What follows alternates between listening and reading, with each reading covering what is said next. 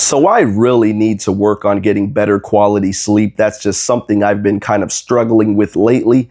And Star Fox for the Nintendo Switch 2 is not helping me with that because I got absolutely hooked on the online battle mode and I was up until 3:30 a.m. and I had to tell myself, you know what?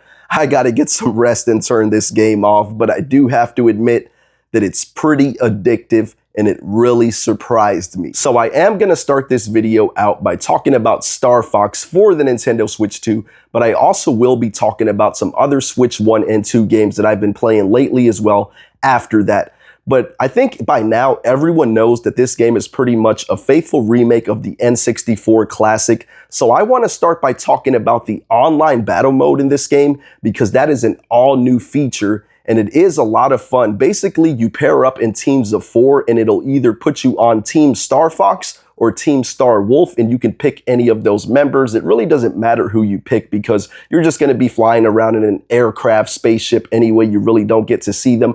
And it does have the standard aircraft dogfighting gameplay where you're shooting your little laser beams at each other, that kind of thing. You're shooting bombs, different weapons that you can get. But there is a different element of strategy added to it because you have 3 different types of battles. You have one where basically you kind of have to stay in a zone and take over that zone, stay there for a time limit to get points. Then you have a different type of battle where basically you have to go after these kind of robot monkey space pirates, and you have to get the package from them and deliver it to your zone. And of course, you're going to be battling other players in the mix of that. And then you do have like kind of allies on your zone, like AI enemies that will help you. And so do your enemies. So that adds another layer of difficulty and chaos to that game mode. And then last but not least, there is like this meteor game mode where you have to kind of race down to where these meteors are, shoot them, and then get like the energy that comes out of them. And whoever gets the most point from that wins. But in the midst of this, you're battling it out, battling each other, trying to keep each other out of the fight so you can win. And I just have to say, it's a lot of fun. It's really addictive, and people seem to have gotten really into it because when I first started playing, I was getting absolutely destroyed a lot. And I sent a few friend requests out to people who were playing this game online, and I saw people already had like 15, 25, 30 hours in the game already. I was really surprised to see how many people are really getting into this battle mode now. It's nothing out of this world or that extraordinary, but it's simple and it works and it's a lot of fun and adds a lot of value to this remake of Star Fox. Now, as far as the single player campaign, you're basically just getting, updated graphics, a new coat of paint on it. You're getting new voice acting, which, if you're nostalgic for the original like me, I don't think the original voice acting will ever be beaten. But I would say this kind of ties it. I would say the voice actors in this game did a really great, phenomenal job of bringing these classic, iconic Nintendo characters back to life. Now, you also do get some little collectibles in the online mode as well, like just little different banners and pictures that you can put on your online profile. But now I want to talk about the single player game because I did see the end credits of this game and I did get the true ending. And I have to say that it is a very faithful remake. It does play just like the original game in terms of difficulty and everything. And there is replay value, of course, because depending on how good you do or what route you take on the stage, there are a lot of different possibilities for how you can play this game, different planets. And when you unlock a harder route, it still gives you the option to either go to the harder level or to the easier one. And I think that it was that way in the original as well, but it's been a while since I've played that game back on the N64 or even on the Wii U, not Wii U, but Wii Virtual Console or the 3DS remaster.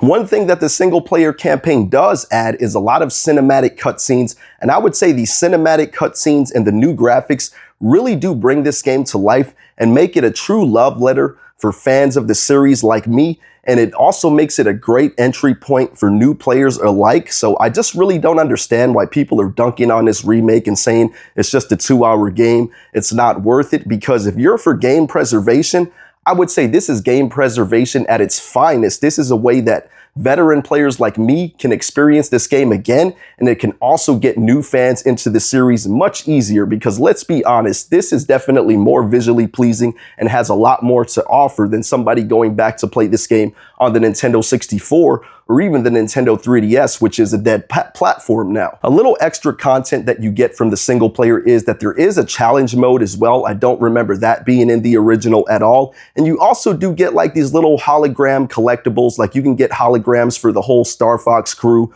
all the enemies you fight, all the different planets you visit. So it does give you some incentive to replay this game and unlock everything that there is to see in this game. And you also do have to unlock the expert classic difficulty, like how it was back on the N64, where if you got a game over, that was it. You couldn't continue on anymore.